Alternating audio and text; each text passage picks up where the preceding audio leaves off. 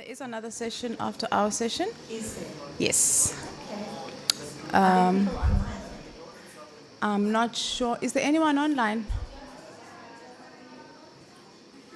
You have a number? Okay. So I think it's only fair that we start.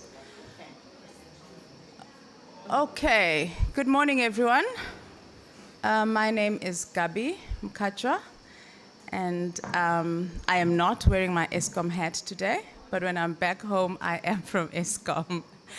Welcome to this session, a very critical session, where we will be talking about how do we get the right skills, how do we invest in the right skills to enable us to transition to a cleaner energy future. So I guess we all know that as developing countries in particular, we face a big challenge of balancing economic growth, which allows us to create employment, which allows us to raise our standards of living, while we try and decarbonize towards an economy that has net zero emissions. I think that is not only just an industrial challenge, but a challenge at a country level and a world level at large. Today's session is important in that we need to talk about how do we enable the country, how do we enable the world to have the right skills, to have the critical skills in a timelessly manner so that we bridge those gaps whereby we find ourselves losing skills or having skills that are redundant to the type of future that we have, and propel us into closing that gap where we have a demand for a different type of skill in the future. It's important for us to bridge that gap in those skills and not only just bridge it, but invest in those skills for the future. So today's discussion, and I did say to the panel members that I want us to have a discussion more than just a typical panel event, is for us to talk about the challenges and opportunities that are available as we transition towards net zero ambitions. I think you all know, if you see the panel and you hear who's online, you'll know we are ready for this discussion today. So we have first next to me, Lwandle, who is from IDC. Welcome, Lwandle. We have Joanne online, and I think she needs no introduction. Joanne is from PCC. And then we have Shamini from Sasol, and the gentleman amongst the beautiful ladies, Vikesh, who is from ESCOM.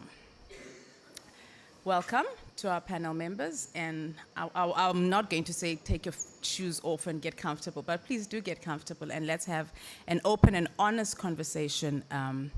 I think it's important for us to firstly lay the foundation for our discussion. So I'm going to allow each of the panel members a minute or two to give us perspective on what they think are the key opportunities and challenges to South Africa delivering on an energy transition that is just and equitable.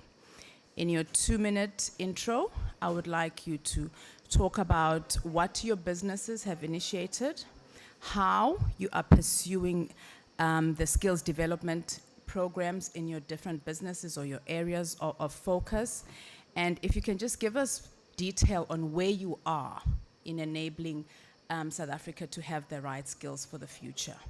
I'll start with you, Lwandle, if you're comfortable. Thank you. So, as Gabi said, I'm Lwandle Mkati from the Industrial Development Corporation. We are a development finance institution with a mandate to actually drive sustainable industrial development. So that's what our mandate is.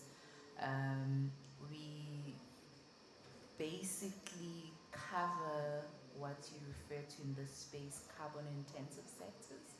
So when it comes to skills for us, it's at the core of what we fund. So we fund investee companies whose sole purpose is to drive industrialization. And of course, colleagues we fund at Sasol and others in the space. So again, that talks to the kind of skills that we want to see in this place. Whilst we do the funding in your normal carbon intensive sectors and other sectors, we found ourselves lately in the context of just transition funding new industries be it in the green hydrogen space, be it in the new energy vehicle space. Those are the industries that we are funding, but as part of funding it, we are funding it from what we call a sustainable industrial development. So inclusion is in the core of that. So in those industries, we see the skills being in the forefront so that we are able to drive these industries. But in addition to that, we manage about 28 to 32 social funds. And those funds, their core driver, what's driving those funds is also skills again. Again, those funds are in the industry space, ranging from the township economy to your green tourism economy. So those are like your skills absorbing or job absorbing industries. So in what you call, the front of the bank, that's what we do, but also in the funds that we manage on behalf of the various, as a fund manager, that's what drives us. So in the context of the just transition, we see the new industries and value chains being the ones who drive these skills that are required. And that's what, so for us, investments, not just about funding the industries, but it's to also fund the skills that will support it and be able to absorb those new skills that we require in the sector. Thank you very much, Lwandle. Joanne, from a PCC perspective, and particularly from a South African context, what do you think are the opportunities and challenges that we face? Okay, thanks very much, Gabby. I'll talk a little bit about, I think, the PCC perspective in a minute, but I'm going to start off with the JET implementation plan, which I am very pleased to have in my hand. It's sort of another big piece of work that has been a year in the making and a lot of work with many people. But in the context of skills, I think that there are major opportunities, potentially major opportunities for South Africa, because we have the potential to build a whole set of new industries and value chains. I think that Lwandle referred to them, particularly there are opportunities in the renewables and clean energy value chain, there are opportunities in green hydrogen, there are opportunities in relation to new energy vehicles.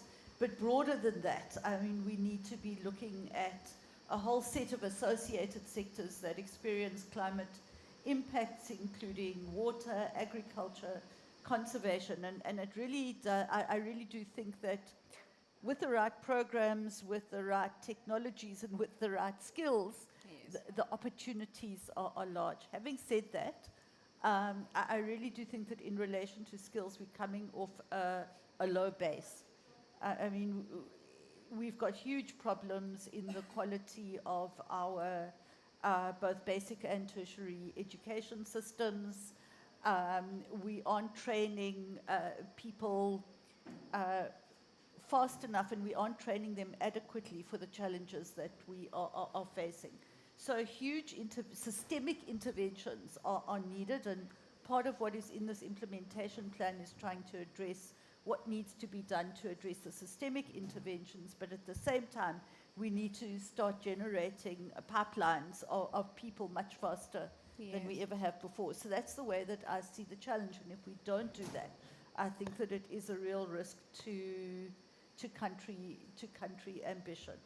I think that from the PCC perspective, there's been a lot of focus in the conversation around trying to get stakeholders to really align around what needs to be done, and the PCC is doing a big piece of work in Mpumalanga, looking at the skills needs for the just transition in quite a detailed and granular way. And I think that piece of work is also going to be quite an important input into the process. Yeah.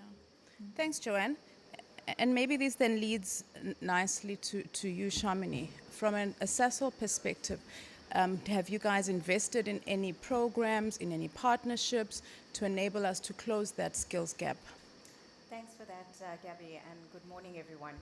So from the SASOL perspective, we believe there's clearly a lot of opportunities here, and we saw it so much so that in 2021, we released our new Future Sasol strategy, and at the heart of that is climate change management.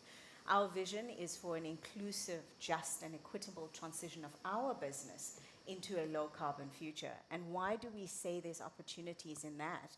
Is that we see a new vision for the country in terms of development of a green hydrogen sector. We see this as a huge opportunity for reindustrialization, and we really do see Sasol playing a core role given the fact that our assets can be repurposed into being used to produce or utilize green hydrogen and produce value-adding sustainable products like sustainable aviation fuels as well as sustainable chemicals. But of course, as everyone well knows, Sasol is a large consumer of coal. And the moment you transition and move away from that to something new, you are going to have a lot of loss of jobs over time. So one of the key things that we have done is, number one, is have this vision that it has to be just and equitable in how we transition and decarbonize. And we have to do it in a way that we minimize the impacts as we progress. By that, we mean that we have to time the development of new sectors, and we have to start investing in skills of the future so that people can be reskilled, upskilled into these new areas that we see as big opportunities. So yes, Gabby, to your question, we have started investing in this. We have to. Whilst our transition has already started, we need to start getting these sectors and opportunities at a level of maturity where they can absorb people as we move away from coal mining. So what have we done over the past year? In fact, we've put in place a very robust Just Transition roadmap. We set up a Just Transition office, and through that process, we've now got people focused on developing just transition projects. And within that bucket is, of course, skills development. So we are looking at technical colleges. We're looking at redirecting our bursary schemes, all aligned to the Future Sasol strategy, which speaks to the national process. Joanne mentioned this whole green hydrogen, electric vehicles. All of these things are very much tied to what we do. And you might ask, why is that the case? Well, Sasol is a large greenhouse gas emitter, but we also contribute very strongly to the South African economy. So any moves that we make need to be done in tandem with how the country thinks about this. So our plan is housed within that. We are looking at opportunities around TVET colleges. We are looking at agricultural hubs. And one of our flagship projects is a Bridge to Work program, which we've started already, where we're looking at training entrepreneurs, future entrepreneurs, farming, agriculture, electric vehicles, mobility sector, getting mechanics, all of these things are needed in this future vision for South Africa. So yes, it's critically important that we invest, and others like us in a similar position do so as well. So I'm going to leave it there for now, Gabby. Thanks. Thanks, Shamini. Is my mic still on? Can you guys hear me? Oh, good. All right. Vikesh, from an Eskom perspective, if you can just give us maybe examples of on the ground, how is Eskom exploring those challenges and opportunities in enabling those skills, in investing in those skills, and what in particular is Eskom doing to ensure that we are ready for this transition? Thank you, Gabi, and good morning, colleagues. The opportunities that the JET presents is vast. It's not limited to the energy space, it's not limited to renewables in the form of solar PV and wind. But while we are exploring those opportunities, we've also expanded, as Shamini indicated, we're exploring options on repurposing our power stations to become an agricultural hub, as an example. We have established training centers at key power stations. So one of those would be Komati Power Station, which you are familiar with. As part of our repurposing initiative, we have established, or we're in the process of establishing the final training center, but in doing that, we've established what's called a temporary facility, and we've already begun training and development of community members. We've begun what we call train the trainers, so that we have, as we establish the training center, we have people from the community that are equipped to provide training to Eskom employees as well as community members on renewables as well as other technologies. So we have partnered with the South African Renewable Energy Technology Center to establish the training center at Komati Power Station. The focus there thus far has been on solar PV mounting and installation courses to allow for people to become entrepreneurs, for them to establish their own businesses around solar PV and, well, rooftop mounting solar PV installations. In addition to that, we're looking at wind turbine technician or services technician training at Komati Power Station. But importantly, we found a need for community soft skills development. And all of our training initiatives are based on community needs. We found that at that community specifically, and this goes back to the point that Joanne had made earlier, that we're starting at a low base. We found a need to train people on basic presentation skills, on communication skills, negotiation skills, so that when they enter into the work environment, they are equipped to do that, to negotiate. We're looking at contracts management and support. We're looking at soft skills like basic Word and Excel, MS Office, things that we take for granted, that community members don't always have the opportunities for that. And we've seen positive benefit already. We've had positive feedback from community members where they've taken the training that we've implemented and utilized that training in job interviews, as an example. There's a number of other opportunities, and I'll get back to that shortly. Thanks. Perfect. Thank you very much, Vikesh. Lwandle, I'll come back to you. We've spoken about so much that needs to be done. Are we well placed as South Africa from an investment perspective to ensure that we can invest in these green economy skills? Definitely. And I'll approach this from an industrial perspective. Yes, we've spoken about these new industries where skills need to be created, what Eskom is doing, what Sasol is doing, and what Joanne has touched on. There's also another sector that we need to look at, the existing industries. And I think existing industries, there's a big opportunity in how we transform those industries and how we transition those industries. And these are people already in the job market or who are already doing these jobs, but who require the skills for us to transition. And this is in addition to these new industries and the value chains that we're talking about.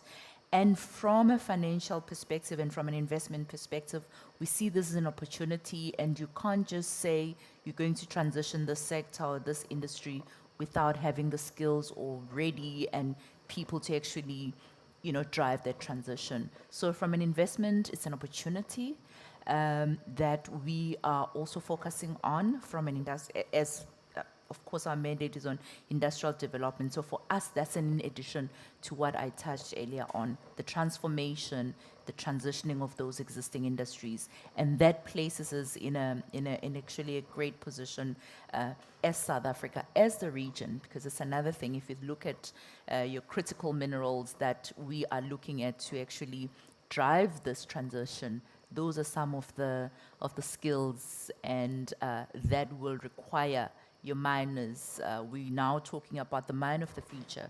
And that's happening in our region. That's happening in our country. So there is an opportunity more than anything for us to do this. Yeah. Thanks, Lwandle. So most of the time when we talk about the type of skills we need, as companies, we have this outward vision as if we need to build those skills externally. Maybe, Shamini, if you can give us the perspective on what is Sasol doing internally to reskill, upskill, and maybe get yourselves as a company ready in the South African context for this green economy. Thanks for that, Gabby. So, what we're doing is, firstly, we educating around these issues. When we first, announced our decarbonization and our plan, not everyone through the company fully understood what this meant. There was a lot of fear in the organization. Am I going to lose my job? What does this mean for my family? So we had to really start thinking about getting to the basics, How do we get everyone to understand that this is what it means for you? There's opportunities. There's new areas of work. CTL, as we know it, might not exist in the current form, but there's a new configuration, power to liquids. What does it mean? What parts of a Sasol plant is still going to be utilized? So we've been doing this quite extensively, right from the foreman on the ground all the way up to the executive level, bringing everyone up to the same sort of level. In addition, SASL's been heavily involved in, scientists in training, engineers in training, and we've had a long-standing program that we are now redirecting. So even the engineers that are coming in from bursary schemes, etc., are now being put into these new sustainable areas. I mean, it's fantastic for me that we get rotations now into the sustainability team, opening up new opportunities for us to think about this differently. So we're looking at all of these different areas, and we are also redeploying people into the low carbon space. We've started up new functions. So people are being skilled, trained, sent on training programs. So there's a whole different way of thinking. And I must say, Gabby, it's created so much of excitement within the organization, the youth, the young engineers coming in.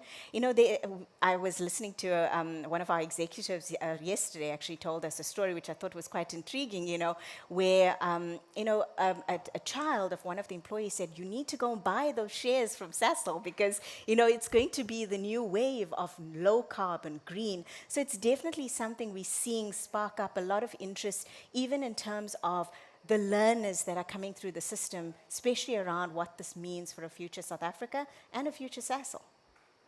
Awesome. Thanks, Joe. Linking South Africa to the bigger global context, I think the JET IP is, and funding of the JET IP is a clear indication of the trust that the rest of the world has in South Africa and the readiness that we have to ensuring that we just transition, and specifically in an equitable manner. From your perspective, do we have enough from a finance perspective? Do we have the powers or the muscle from a country perspective to enable that investment into those skills, and not only just that investment, but the people to facilitate all the training or the on-the-ground work that needs to be done?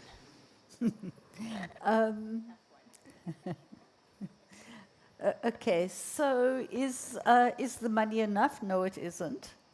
So maybe what's important to say is that when the investment plan, the JET investment plan pledge, was in the region of $8.5 billion.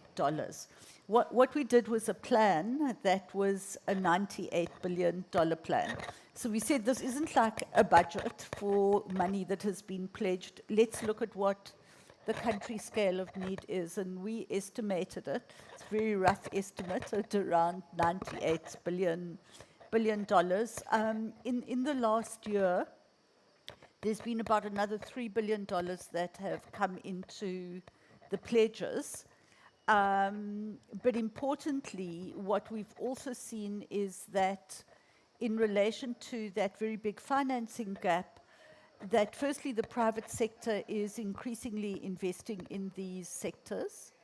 And that secondly, putting a plan and putting an implementation plan specifically on the table in itself is something that then allows you to go out and allows you to be able to access funds. Do we have enough people to do the work? No, we don't. I think that one of the weaknesses that we have identified is that in very many cases or areas, South Africa doesn't have a mature pipeline of projects.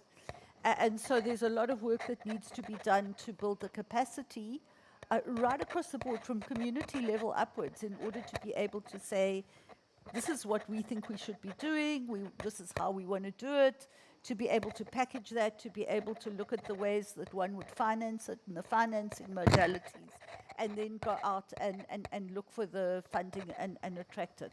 So I think that there is work to do. Having said that, I do believe that at the same time, if we can organize ourselves well, there is significant capacity in our DFIs, across government, across the private sector. But I think it's going to need a lot more focus and people working collaboratively. So one of the things that we're suggesting going forward is that for each of these areas that we're working with, that you in fact bring everybody together and you organize them in very focused work streams that will develop the programs that allow us to take it forward. So yes, we need to train, we need to build new capacity, but I think a lot of it is about organizing what we have. I'll stay on you. The perception, especially for developing countries, is that we're always in planning phase, and that we're always talking about the things we want to do, the things we plan to do. How do we accelerate the transition? So there are some blockages and challenges, but I do think that what we're talking about at the moment are setting up the implementation structures. I mean, yes, we did a plan, then we did an implementation plan for the plan. I think that through that process, what it is important to say is that you start to bring people together, you start to build a consensus around what needs to be done. But I would very strongly agree that unless we start the doing, we're going to look a bit stupid. So letting the rubber hit the road, getting traction is certainly, I think, the priority going forward, but also pulling together what is already happening, because there is a lot of stuff that is going on in South Africa. And I think that if you start to get a broader, if you start to look at everything, it's possible to look at how you build things to scale. Please go ahead, Shamini. Okay, there's my mic is back. Just in terms of the financing, I think one of the things that we forget is that the just transition projects, really truly just transition projects, which we can define as just transition, which is at the community level, skills development level, don't often make a return on investment. Yeah. And what you sit with is an inability to finance to get the scale, and you need scale in order for it to be meaningful. And I think what we need to also start doing is actually putting some pilots in the ground and testing the principles, the first principles associated with how to finance this. And I do want to bring in a different perspective. Being a commissioner myself, so it'll be remiss of me not to talk about the Presidential Climate Commission and the work that we're doing there, which is specifically around a just transition financing mechanism. And we're trying to actually put in place this new way of conceptualizing financing of just transition projects, skills projects, the full suite of what it means, and recognizing that this is not going to give you a return on investment in the traditional way that you see it. It's going to be on the softer side. And how do you actually tag these projects? How do you get financing to flow? And how do you get finances to come to the table? And so this is where we are playing at the moment. And I think just a little bit of a call to other corporates: get into the game. Start bringing those projects to the table. Let's start testing it, because as South Africa, if financing is available, and it is available, we need the projects to be able to put it into the ground to see if it works and what doesn't work. Yeah. So I think a little bit just to answer both of those questions, I think it's important that we realize we have to do something. Yeah. Maybe on that point, also on the just transition, we've been doing some work on trying to understand how a just transaction should look like. Yeah. What are the key things that we need to prioritize? Is the issue of community that big that, if there's no community involved, then it's not a just transaction? Of course, the debates, it's still there. And from our side, as an industrial, player, development player, we've said, perhaps for us, it's not just communities. It's about how you define a community. Is it a community of, people in that space, the partnerships? What about we, highlight some of the partnerships that we want to see in the SEZs that have been established? What about the ownership part of it?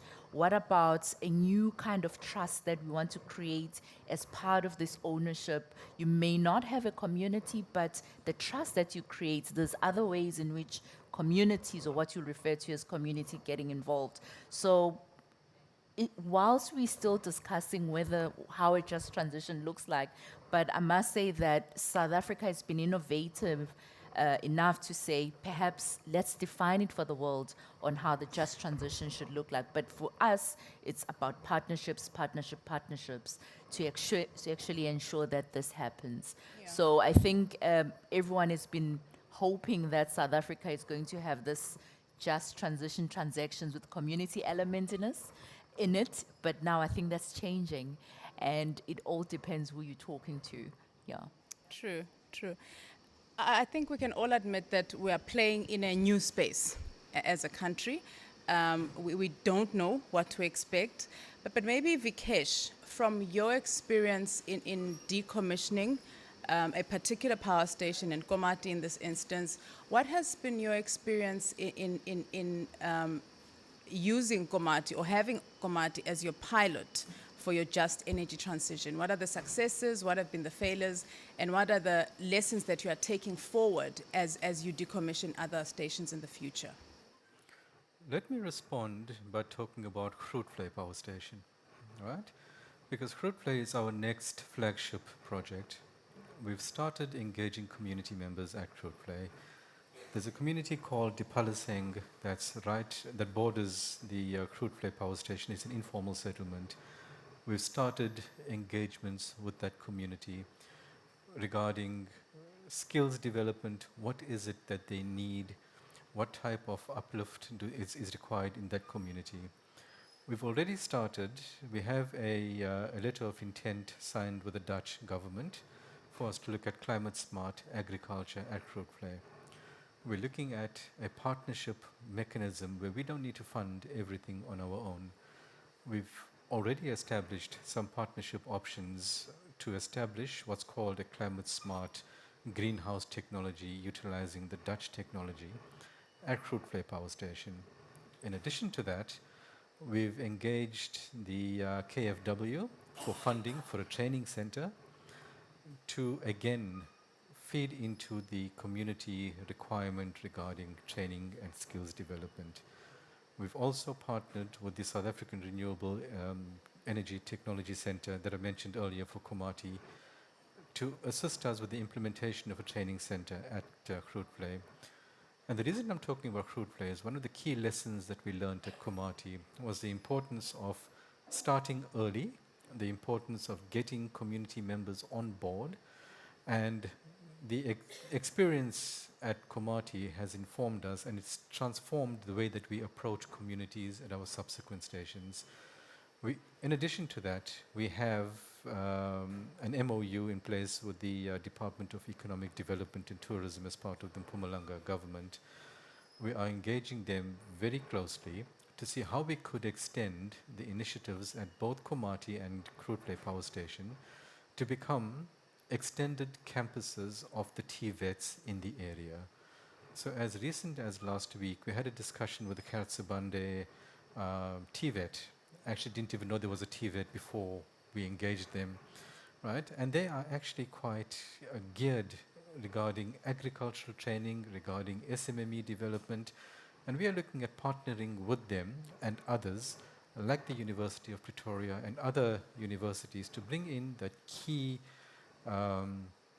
skills into the area for us to train and develop and to establish hubs around, in that case, in the case of Fruitfly, agricultural hubs, but also to extend the renewables training facility at Fruitfly Power Station.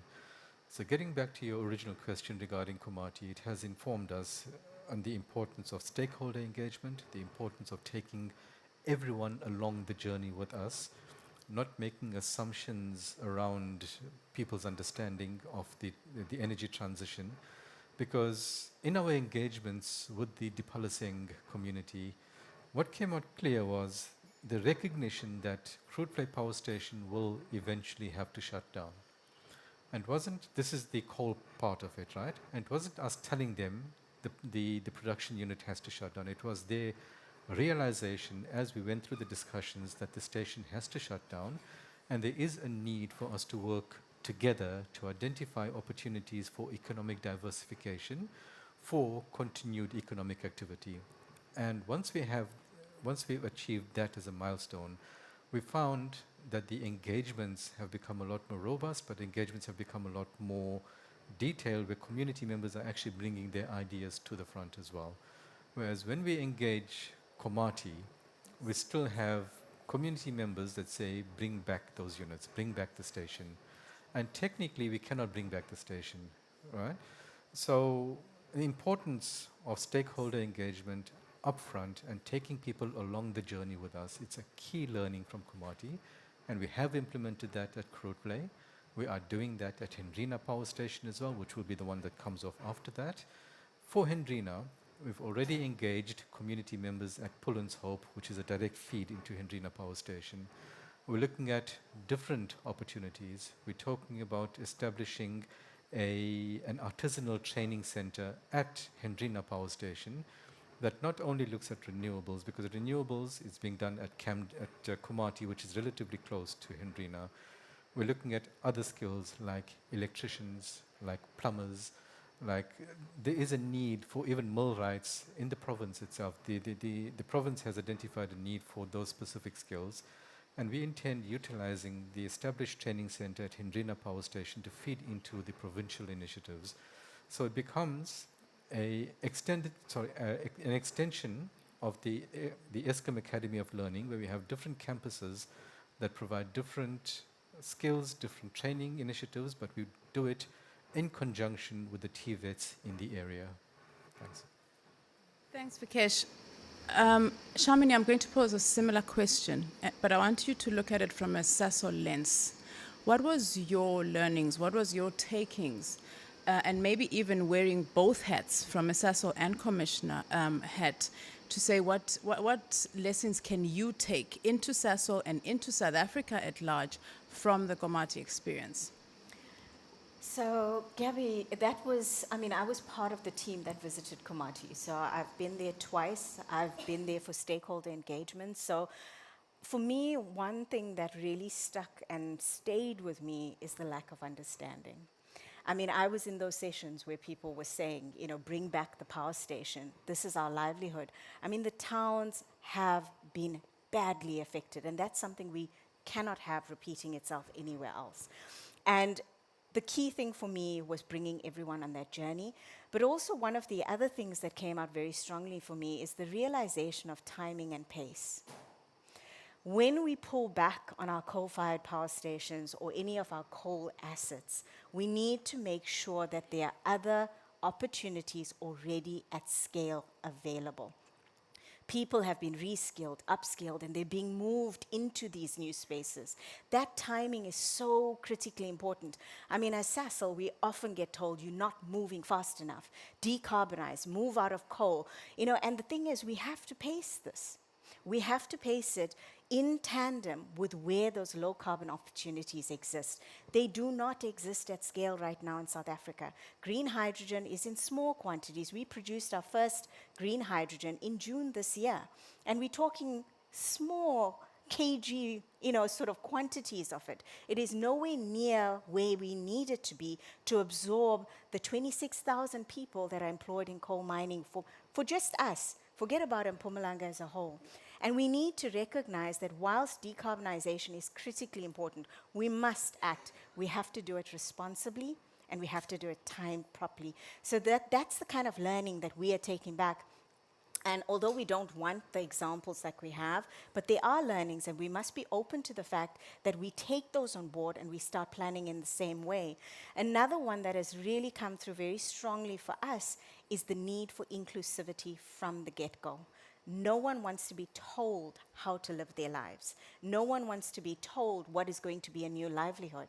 People have been doing something. Culturally, it's become part of how they operate in a region, in an area, and you want to be able to take them on that process of defining what the future is going to look like for themselves. You want to empower people, and that is a critically important thing that we've taken on board. So right from the get-go, one of the principles that we've enshrined within our Just Transition approach is consultation, really meaningful consultation right from the get-go. Let's co-create these opportunities. Again, that's a lengthy process because, as you rightfully said, we are learning by doing.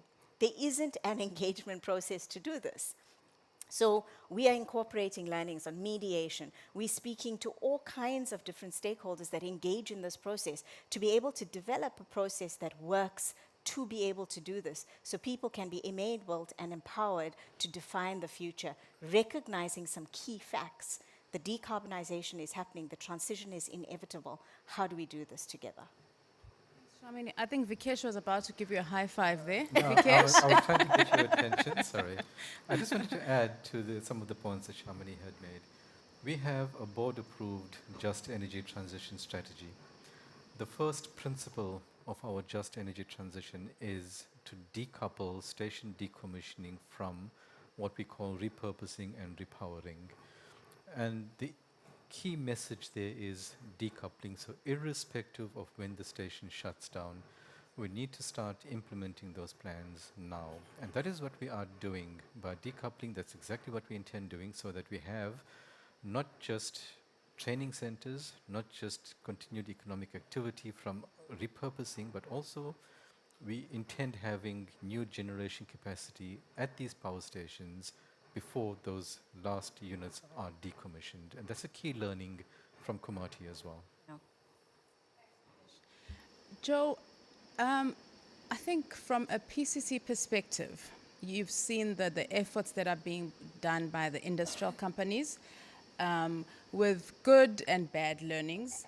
What do we need to do as a country to upscale what the different companies are doing for just energy transition, or for just transition, and not necessarily energy?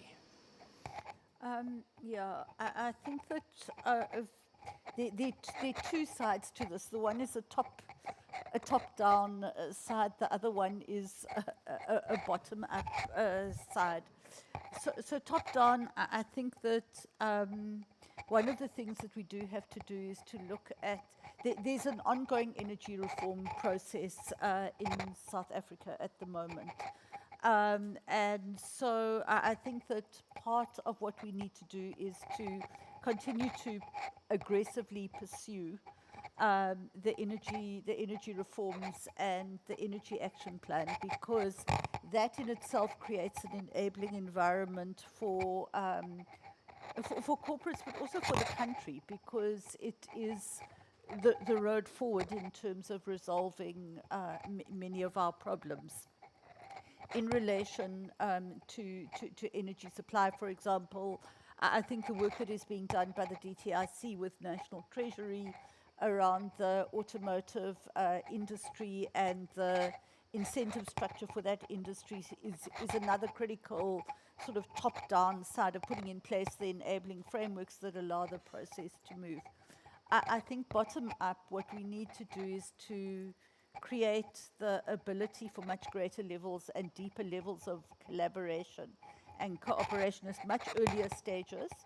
And as I said earlier, from community level right up, but also not only looking at sectors, but also looking at geographies and trying to get people in particular areas to work together across sectors. So, for example, in the area around Grootvlei, looking not only it's the community, it is Eskom, it is business in that area, it's the agricultural sector in that area, that kind of trying to look at how you geographically look at what is the plan for a particular area and get all of those stakeholders together. So I think that those are the things, if you can do it, that are going to drive action and implementation. But I think that all of it does have to have put on top of it or overlaid on it this kind of ongoing sense of urgency on the one hand, but an ability to be able to get things happening fast enough to be able to demonstrate the benefit on the other. Because we aren't demonstrating benefit fast enough at the moment. And people's time frames are short, they've got immediate problems. So the issues of both scale and speed, I think, are critical at the moment. Yeah. So maybe on that for a part on speed and scale, what we've seen happening with the special economic zones and the partnerships that are being formulated there with the Munichs, the link with the TVET, where you've got a TVET in a special economic zone and a municipality. That partnership has also assisted with the issues around not only just skills, but also the speed, but also you're working within a special economic zone, so the issue of scale comes through. So already that partnership is it's formulated in such a manner that it's easy for an investor to just come in and fund that. So that whole pre-feasibility, feasibility that investors will be looking for, it happens as you get involved. It happens automatically. So you don't need to actually invest in ensuring that the right people are around the table. The people are already there.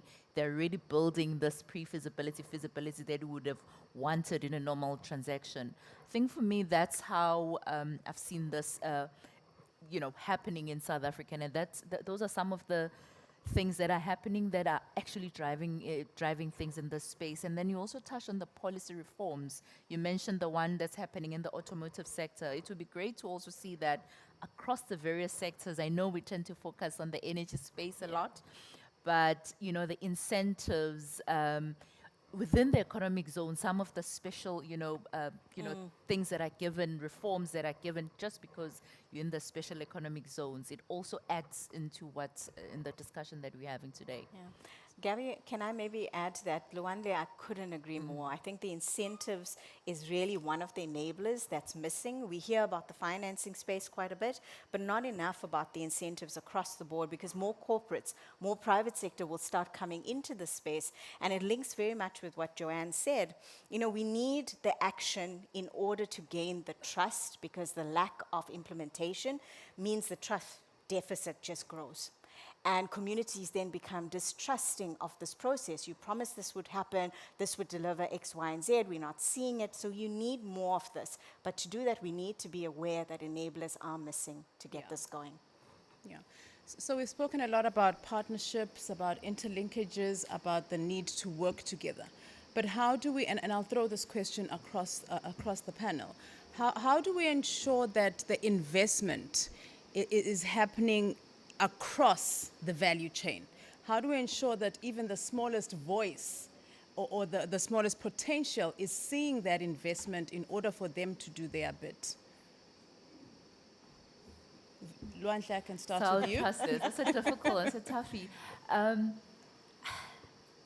think, again, it goes back to what I said earlier on around the structures and the prioritization of certain individuals. I know that within the Industrial Development Corporation, the youth, women-owned, and in this, not just about the youth, women-owned, a certain, but it's about transformation that is required to drive the transition. And we use those words, interchangeably in this space. They are the same, but they're not quite the same. So for you in driving this transition, what are your transformation criteria that you're going to prioritize? Because that on its own defines or eventually leads to what you are looking for, that people in certain areas or people who would not have participated in this space, they actually see things happening in their space. I think from our side, it's about the type of investee companies that we target, the sectors that we see ourselves participating in. And, at the moment we have in the last 6 months, we've created a few funds to basically, actually do this. If I think of the Township Economy Fund, where we've actually targeted what we call intermediaries. So this is not the money that will go to an electrician who's operating in Soweto, but it will go to an establish, I'm using the word loosely here, but it's an intermediary who will say, I know as the IDC will not be able to get to an electrician in Soweto, but I operate in Soweto as a financial intermediary, and I know how important it is for you to actually fund the electrician in Soweto who will be able to put solar panels in Soweto. So we've sort of actually come up with funds to actually target, because we've been struggling to actually get everyone on board. But for us, I think through the funds that we are managing, or we've been able to bring in different types of stakeholders in this space. i.e. the financial intermediaries who are able to bring us closer to individuals we would not have been able to target in the past. And these are individuals who are not looking for millions. They are looking for working either working capital, or they're looking to say, they're saying, in the area that I work in, I've got 6 households per year who needs, solar water heaters, or who wants a whole system. But I will not be able to give you money in a space of 3 months or 6 months. So I must say, for us, financial intermediaries and the creation of dedicated funds. And of course, someone will ask me, how do you define a township if one is in Alex and one is in Senton? But that's a different discussion. But, creation of those funds on township economy, on rural economy, or community funds, we've had to sit back and think about the kind of funds and the kind of funding that is required by the different stakeholders around, across South Africa and across the region, of course. Yeah. Thanks, Lwandle. I'll keep the question open. Joe? Yeah, it is a really difficult question because it's how does this whole package Yes. all link up? Again, I think on the one hand, if one sends the right signals from a governmental perspective and a broad perspective through the DFIs, people will respond. The corporates will respond. I think small business will respond if you can send those right signals in a way that people can pick them up and then can work with them. From the bottom down, I really think that the issue, there needs to be ways built, and I think we've heard some of the work that is being done, but on a much broader scale, create the way that communities feel that they have much more agency. And we talk in this plan a lot about co-creation. And I think that the work that the PCC does, engaging with stakeholders, is very much about saying, where are you and where do you want to be? And I think it is giving life to that from the ground up that is going to that is going to make the change, particularly in relation, I think, to the issues of youth employability, in relation to the issues of SMME development, looking at how the just transition itself can support community, building cohesion in communities.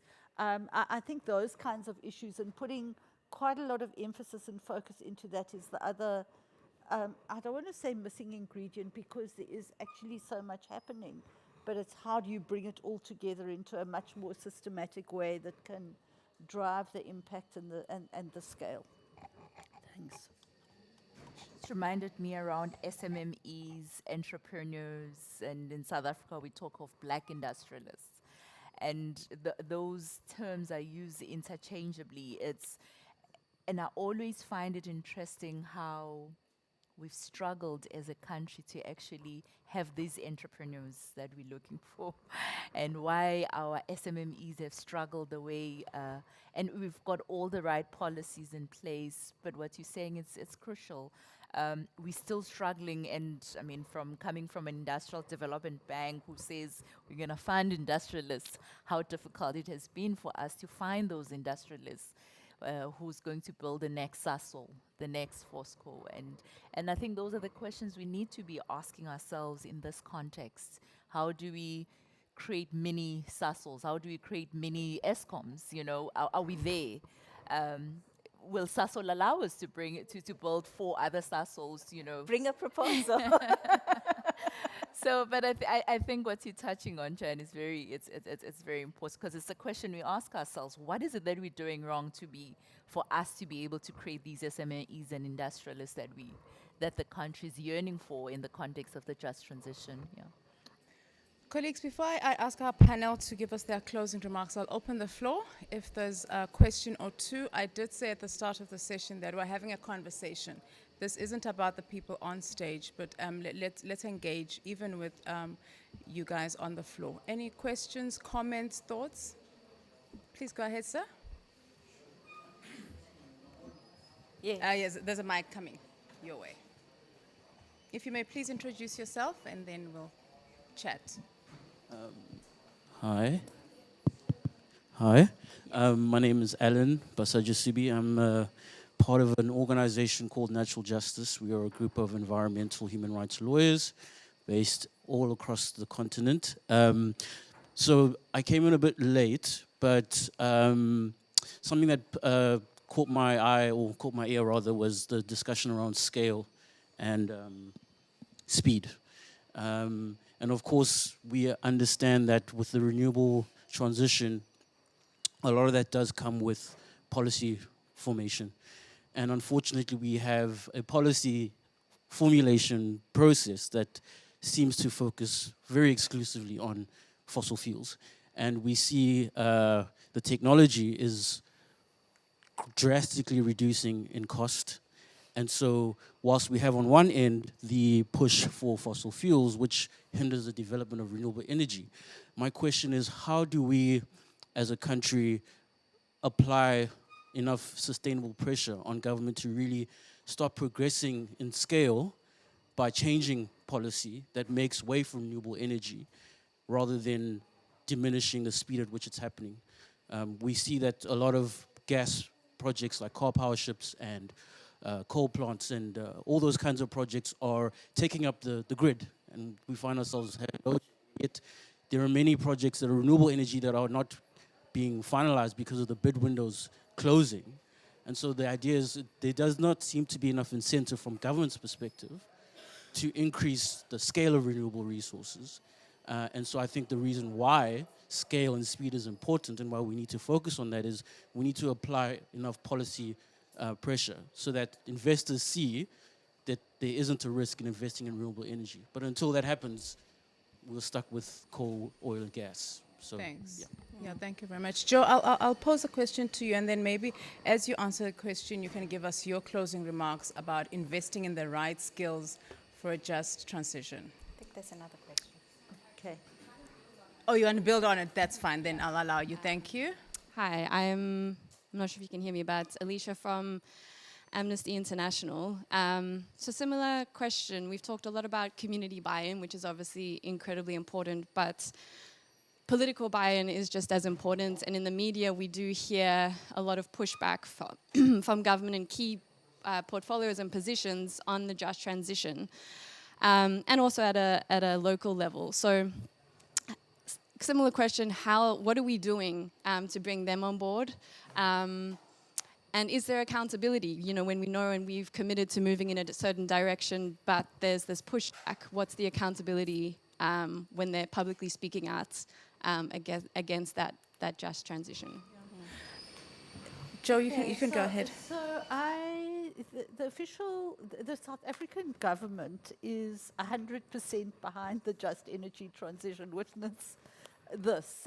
And having, over the last few months, spent an enormous amount of time engaging with ministers in the process of having this document approved by cabinet, I think there are conversations to be held and there are issues to be resolved. But I think that from my understanding and perspective, the South African government is 100% behind the energy transition. I think that if you look at the way that unfolds and the scale at which it unfolds, I think are the issues that we've been talking about in this conversation. But I don't doubt that the future is seen as that South Africa is committed to decarbonizing on the one hand, and hence our NDC. And the commitment to the NDC is restated in the JET-IP implementation plan. I think that from the community side, there are very real fears on the part of many people who have only ever known a living from coal, whose entire world has been formed by their involvement in the coal value chain. Yeah. And no real alternatives are being put forward in a sufficiently large-scale way.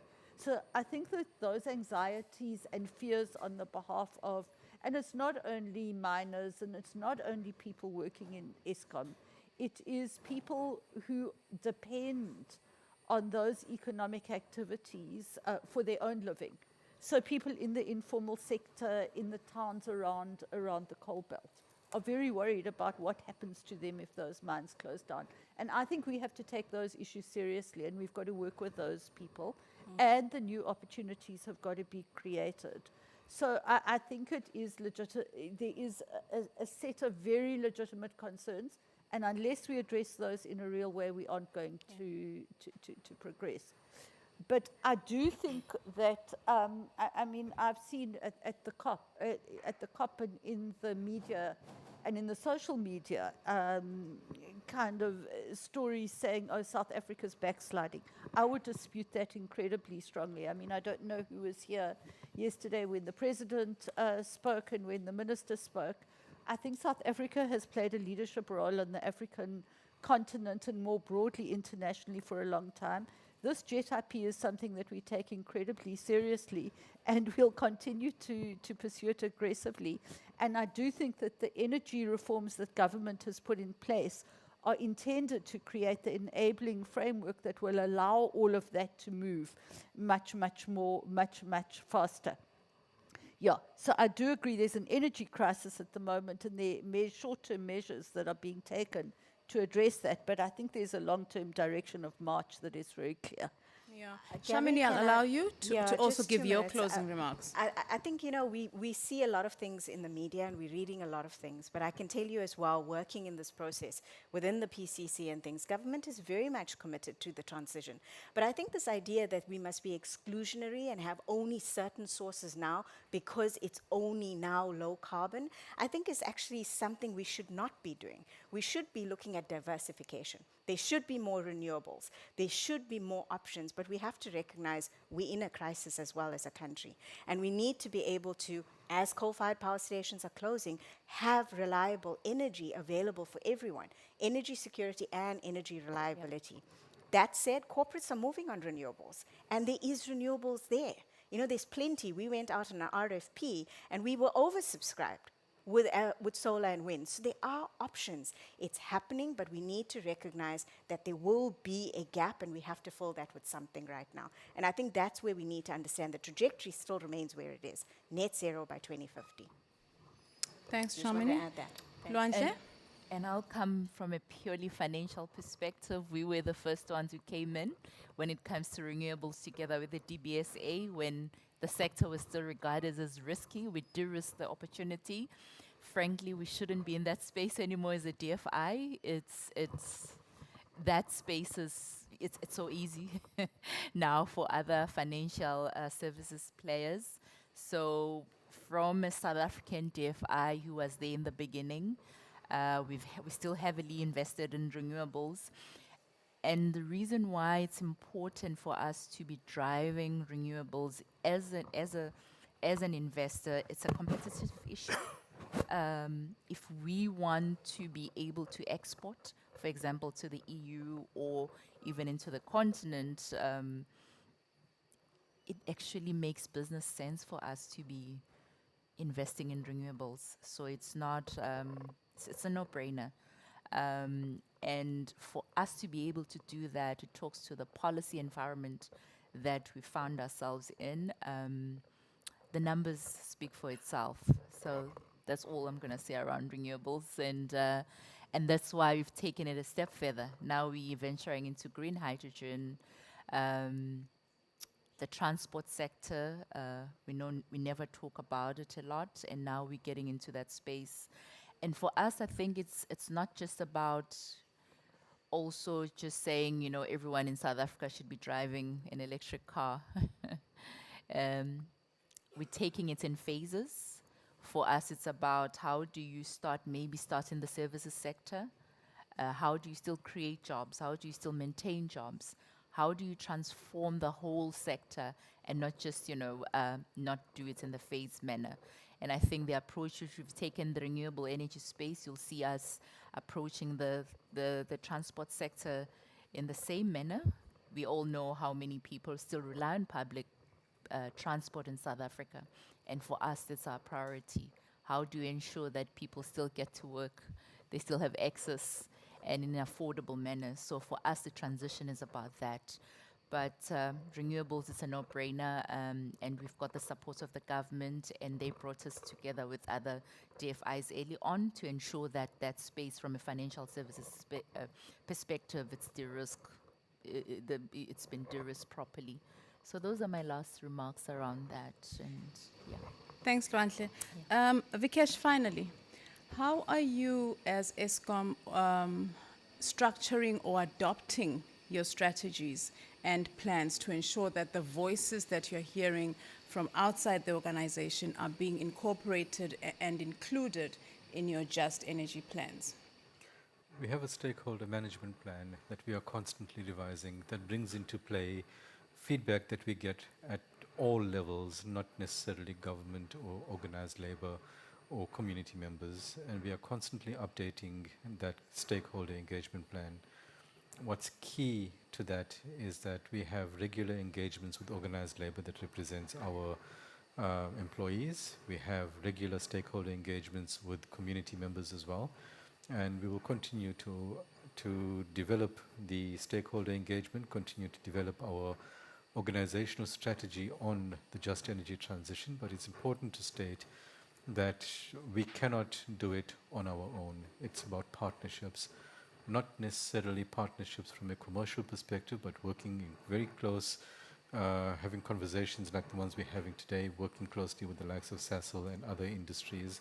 We have memorandums of agreement in place with many organizations that we will continue to develop and evolve our strategy, because as I've indicated up front, the opportunities around the just energy transition are vast, and we need to embrace those vast opportunities through partnerships. Thank you. Colleagues, we could have this conversation the whole day. Unfortunately, we have to come to an end, but I do appreciate your attendance, and a special thank you to our panelists and to Sasol for hosting this event. Thank you very much. I think we've had great conversations. Please keep the conversations going throughout the day, throughout the next 2 weeks, with the panelists, with everyone around the room, and everyone else outside of this room, because I think it's critical conversations to be talking about what kind of skills, what kind of investments we need to be making into those skills going into a net zero ambition, not just for South Africa, but for the world at large. Thank you very much. If we can give our panelists and ourselves a round of applause. Thank you.